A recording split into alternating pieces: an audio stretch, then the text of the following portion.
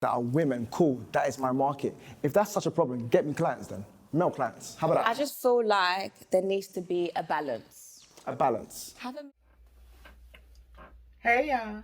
All right. So we are back and we talking about blue therapy. So this is my review for episode 3. And Paul is a mess. And that's what I gotta say. Okay, so when we left, Paul had walked out. He was upset. He was mad because things weren't going his way.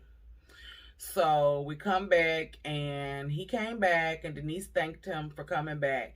And I just think it's so cool of Denise, and she's a professional, but you can sometimes see somebody that's a professional with a person be pushing them or being an asshole. You can sometimes see people come out of their character, or they can sometimes let it crack.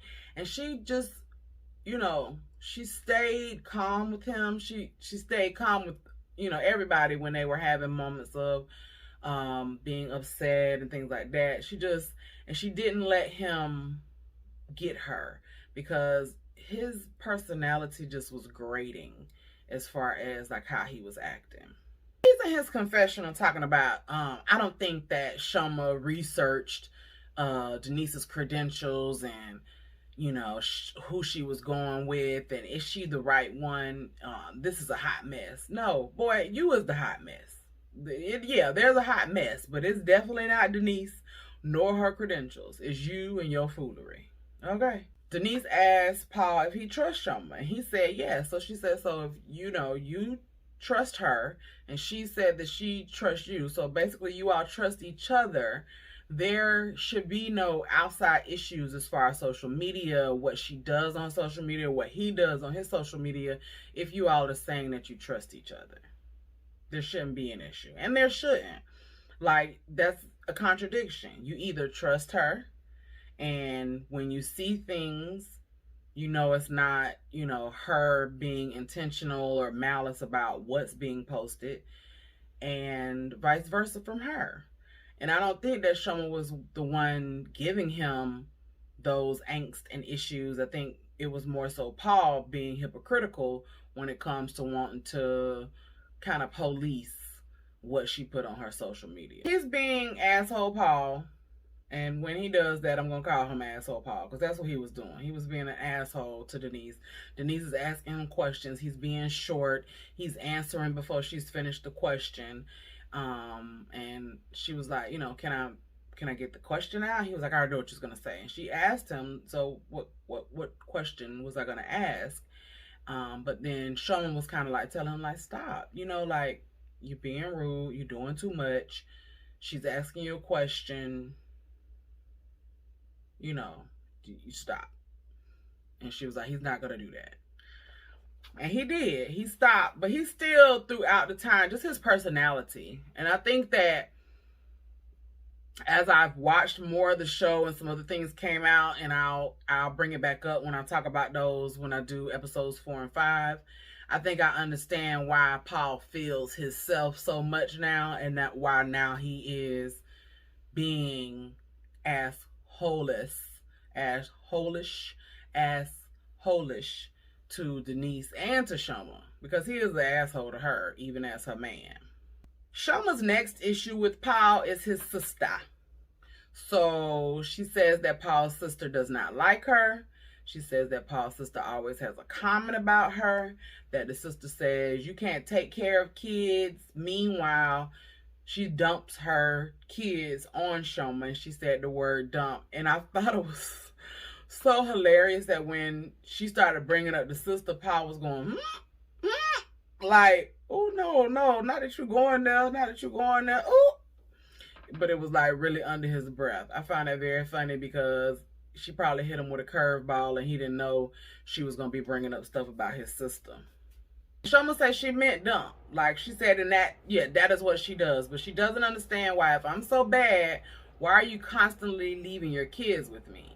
So then Denise was trying to get an idea of Paul's family dynamic, what the sizes were of his and Shoma's family. Like, maybe did he have more family than she does, or they have an equal amount of family?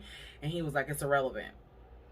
And he just was upset. Really, you could tell he was starting to get in his feelings because she's talking about his sister, talking about his family. And he was like, it's ridiculous because everything is negative. There's nothing nice for Shoma to say, and that when they're at the house, it's not like that. Basically, like, you know, he see his sister and Shoma, they're around the house, they're kicking it and they kikiing, and it's not a problem then. But now when you come in this therapy session, it's a problem about my sister.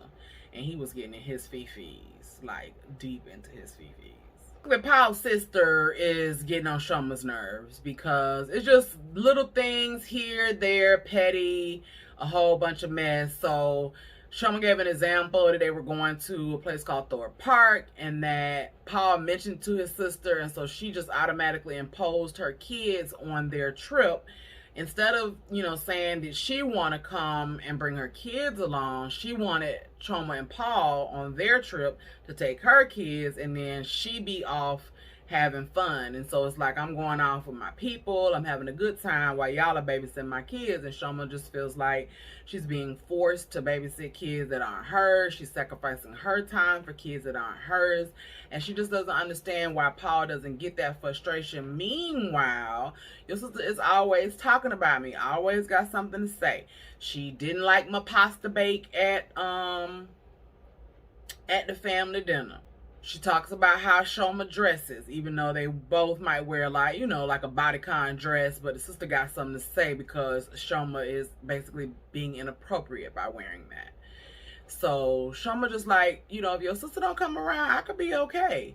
But you need to tell her to back up. She shouldn't be so deep in our relationship. And I wouldn't disagree. Like, it's okay to have a close relationship with your sibling, but for them to have a say in your relationship, to always have something to say about your significant other, that should, I would think, should be a problem for the guy. And you know, you should, in a gender way, tell your sister, hey, chill out. You know, don't do that. Don't talk about my lady. Don't do that. You need to be respectful about how you bring your kids around here. But Paul felt like because Shoma loves him, she should love those kids, and she should take care of them because he's not taking care of them. He's away. He's at work. Remember, he's busy as clients. They're high end. It's not him that the children are being dropped to. It is Shoma that the children are being dropped off to. And so he feel like that Shoma should take that on the chin. Like, how you gonna want to be a mama if you don't want to take care of my niece and nephew or nieces and nephews when those are like my children now? What you gonna do when we have kids? You ain't gonna want to deal with them? And I think that's ridiculous. Like, not want to deal with somebody else's kids versus not want to deal with your own kids is two different things.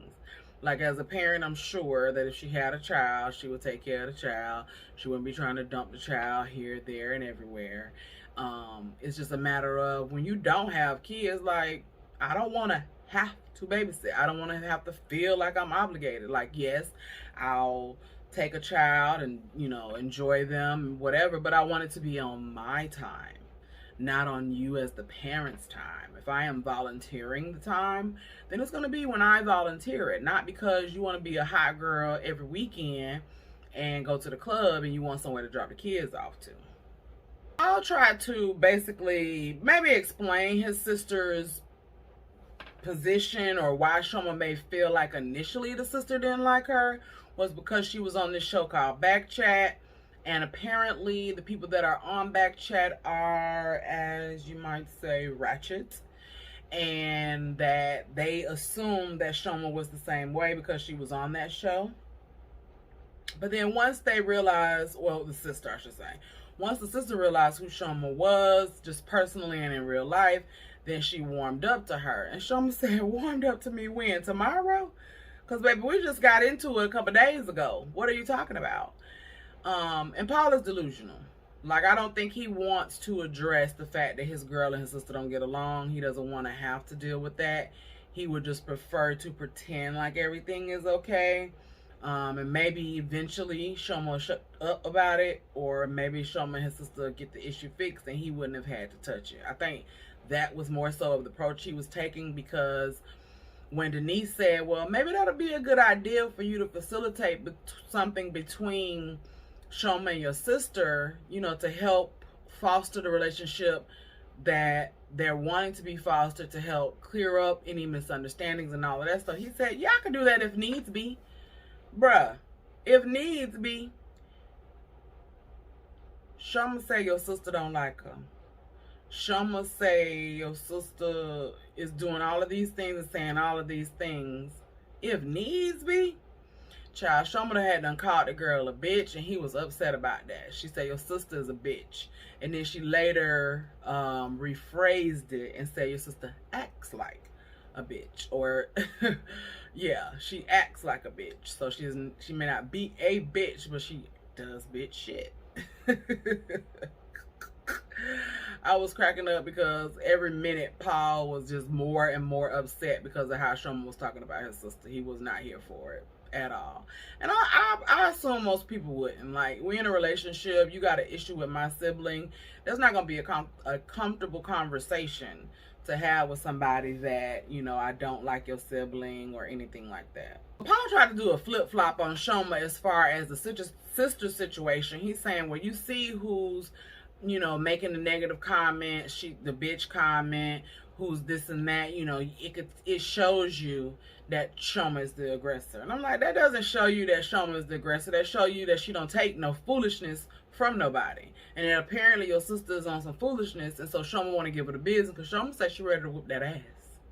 Because she said the sister is on thin ice. And the only reason why she ain't got the business is because she's Paul's sister. And she is respecting her. So, you know, Paul, I think he skated over that. He didn't really check that, you know, or maybe he caught it and he knew Shoma don't play. So he didn't, you know, really get into that. But he really didn't even address that. He was more so concerned that she still on the fact that she called her a bitch, child. I said, so let that go. Bitch, bitch, bitch, bitch, bitch. Paul says his sister actually does have a say in the relationship. He said that she has been there for his other relationship. She knows what he does and does not want in a relationship. And that she has, you know, kind of a say. He said that Shoma is the toxic one. She is the one who needs the healing. And that was interesting to me. And maybe it's just about this particular one situation, because I would wonder, in terms of her being toxic, then you want to be with her. But just wondering. Denise broke it down to, probably for the sister, it is a matter of a fear of losing that brother relationship, slight jealousy of this other woman, you know, taking your brother from you.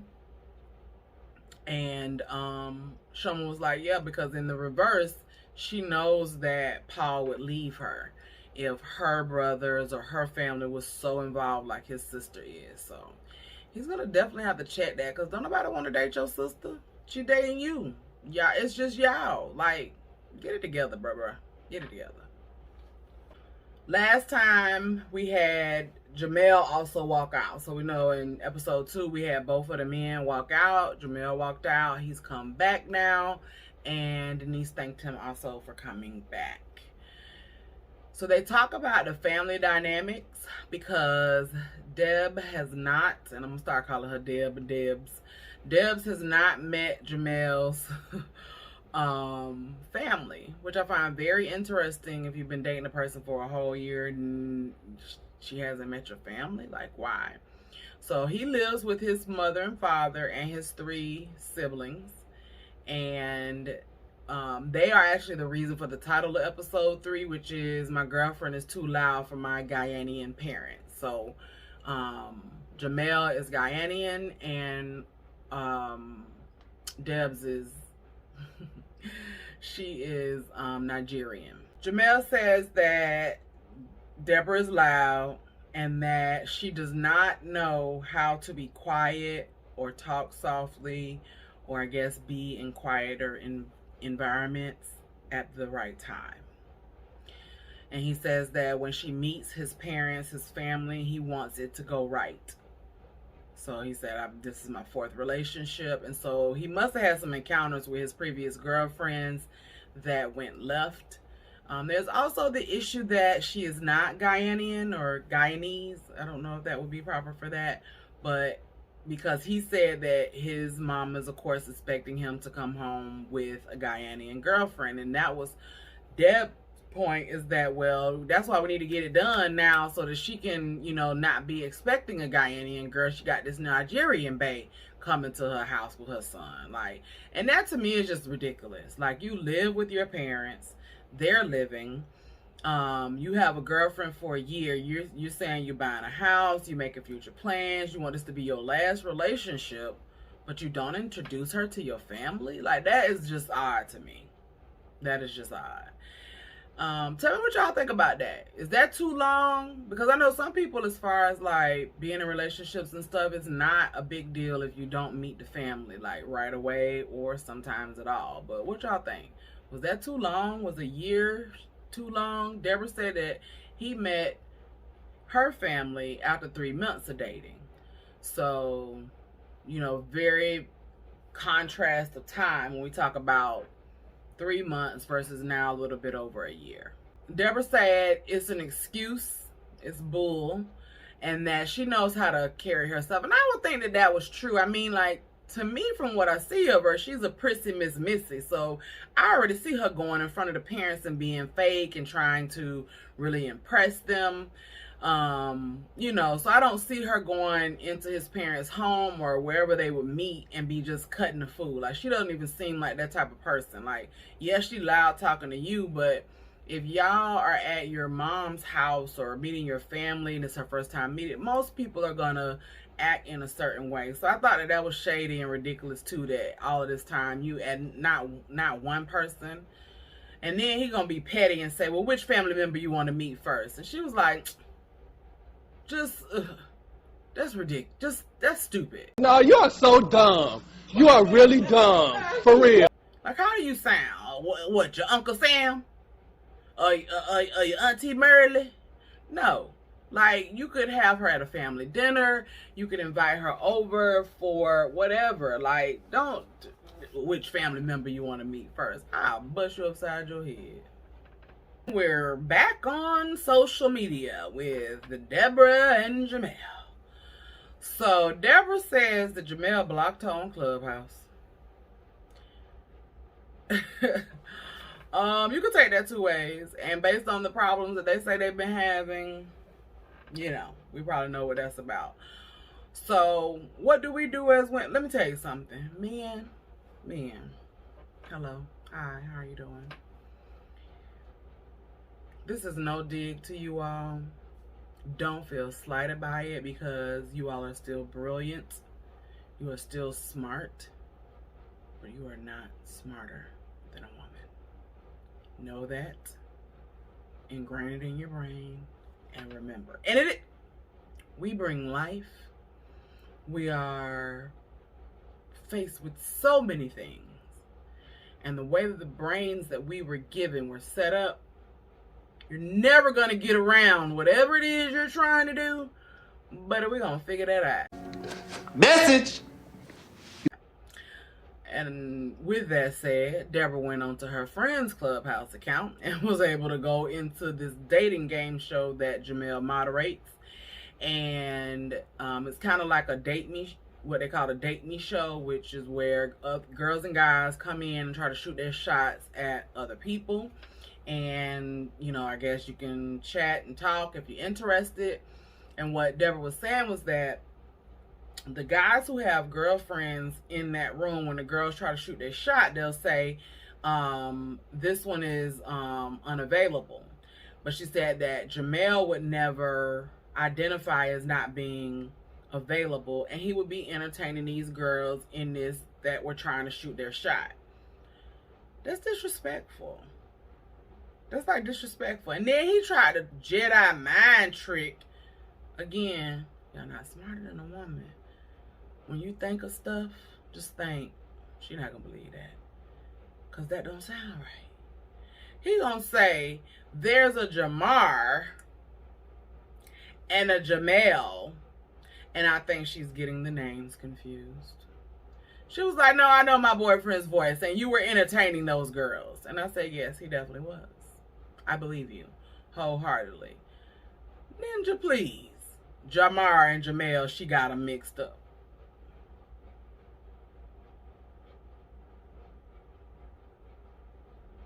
Try again. Jamel say he blocked her. He blocked her on Clubhouse, and I don't know if he did other social medias, but he blocked her because he wants his space, because she tries to control everything. And then she just gives us another example of shady behavior by Shady Jamel. Shady Jamel was on a date with Deborah, and they went to a restaurant, and he went to the bathroom.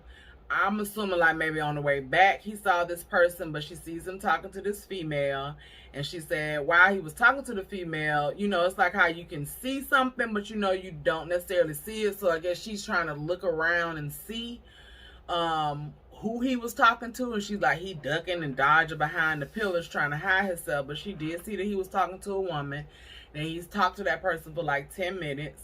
And then he came back, and when he came back to the table, he didn't want to say what they were talking about. And he told Denisha flat out, hey, it was an old client, and I was talking to her about her weight loss journey. And Deborah was like, well, why you couldn't tell me that at the table? And he was like, well, I didn't want to mess up the date.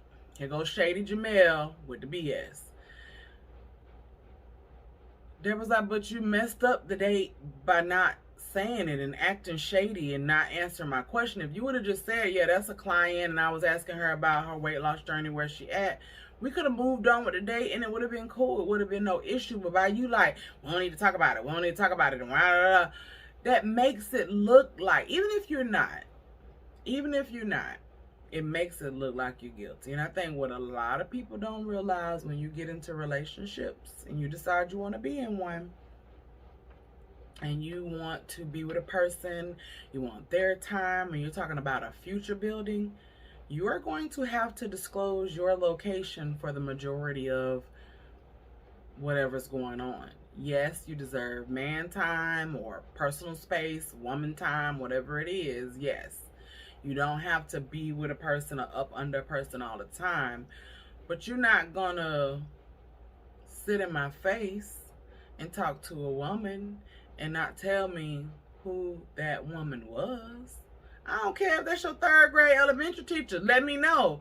Yes, that's Miss Frazier from the 3rd grade. She taught me division or whatever math you learn in 3rd grade. Like, I totally understood where Deborah was coming from, and with every example she was giving, it just made Shady Jamel look even shadier. Another thing that he does that's a classic creeper move, men, you tell on yourself when you do this, putting your phone down, face down, whenever you're around a woman. They were at the same dinner, and he put his phone down, face down. And he was like, well, I was trying to respect the date. I could respect that, and I could understand that may have been what you was doing, but Deborah busted him out in the next second and said, but you still picked it up and text and went on Clubhouse and went on Instagram. So if you're respecting the day, it would be, I'm turning my phone off. I'm not using my phone at all. This is our time. I'm focused on you.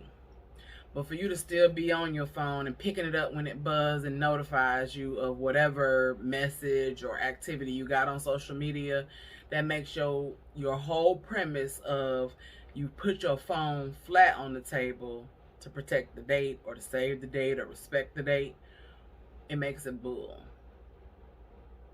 And that aggravated me because it's the mind game. And I just see that with what Jamel's doing, and that's just the foolery of it all, and how, you know, men do. Like, they try to Jedi mind trick you, and you ain't that smart, because what you're saying don't even make sense as it's coming out of your mouth while I'm listening to you. But they still say it, and they still tell you.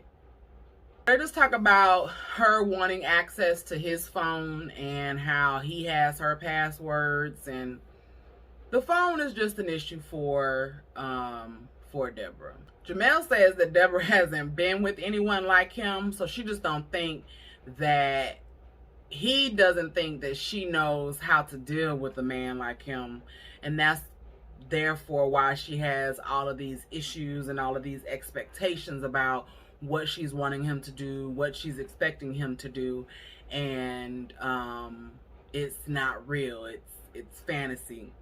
It's something that she made up. A compounding factor of the trust issue is the imbalance that Deborah feels Jamel has in his client population. So how many people he have in his client pool that are men versus women. She feels like he needs more men. He needs a balance. She doesn't care about him having female clients, but she does feel like there's a balance. And he, again, Shady Jamel, was being petty. Well, if you want me to have more male clients, then help me out. Give me some more male clients.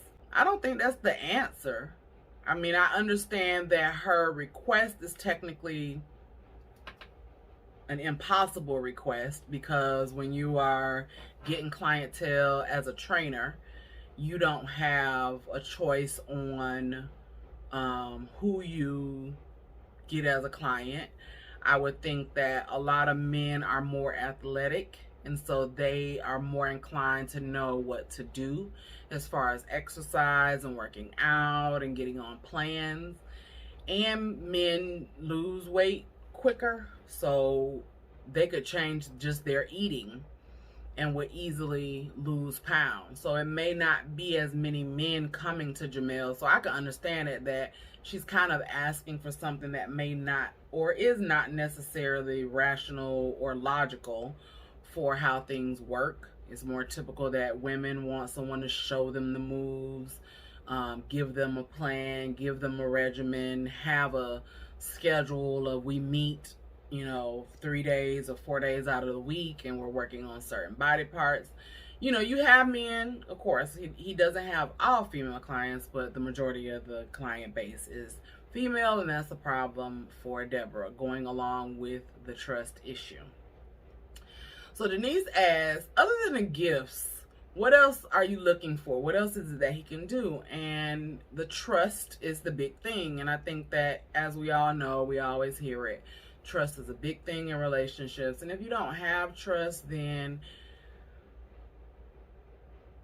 I mean, I ain't gonna say run, Deborah girl, but Molly, you in danger, girl.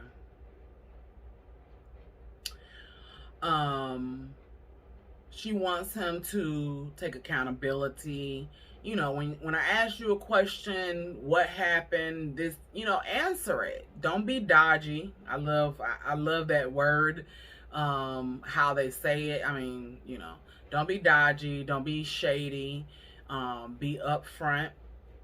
Stop putting your phone face down.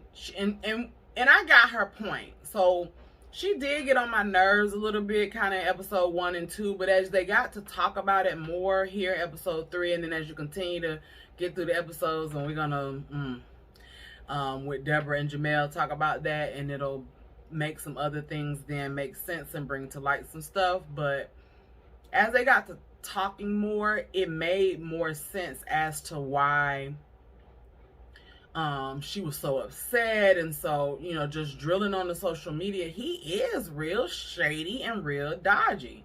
Like, even in his conversation and talking to her, like, you can just tell it's something underlying with him.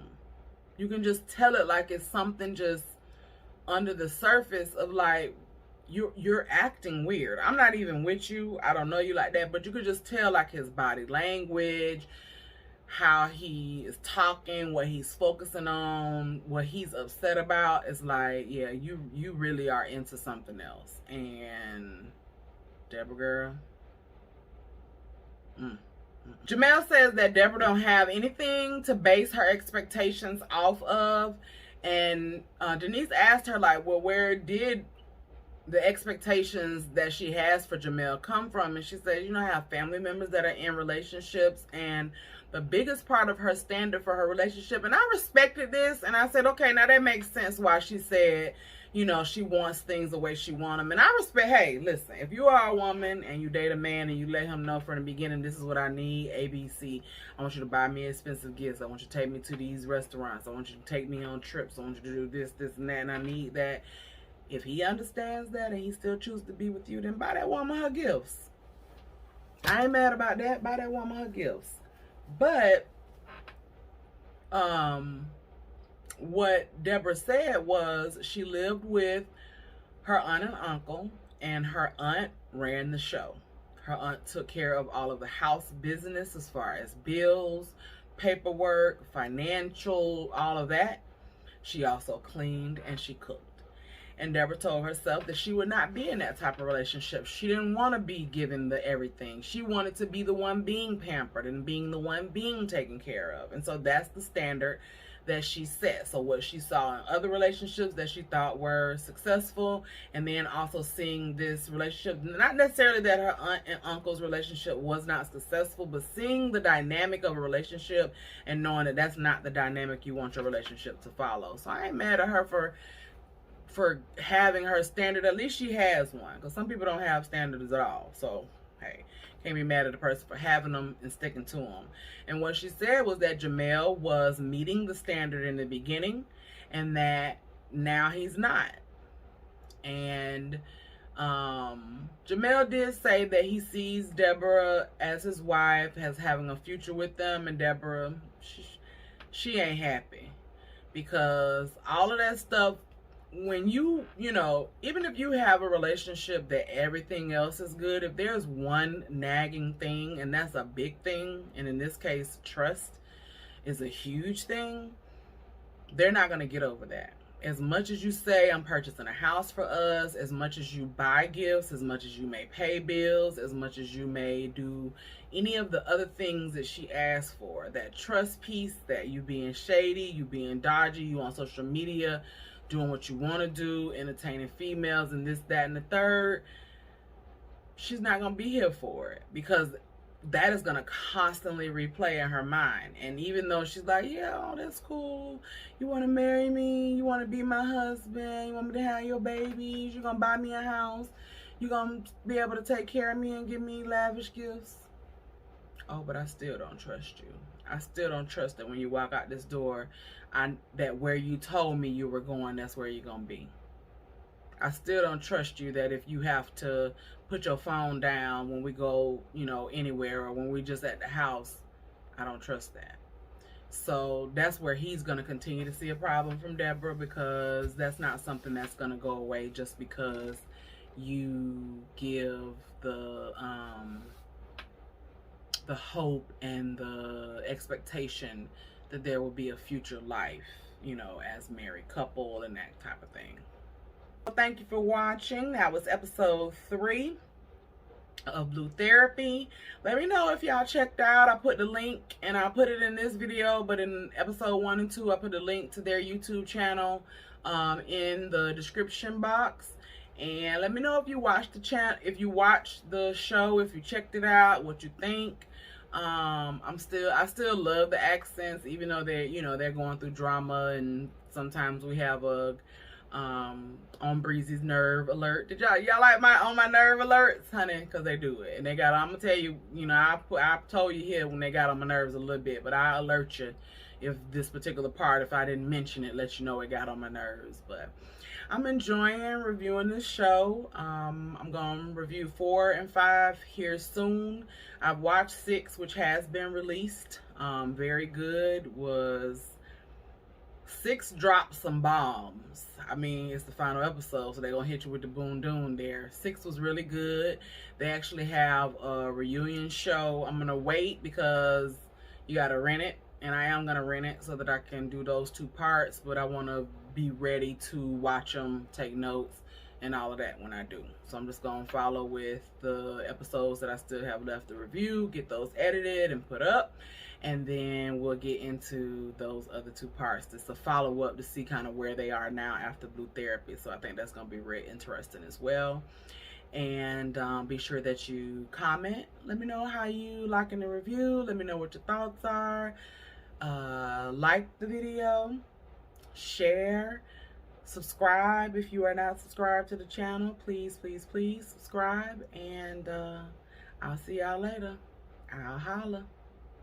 Peace!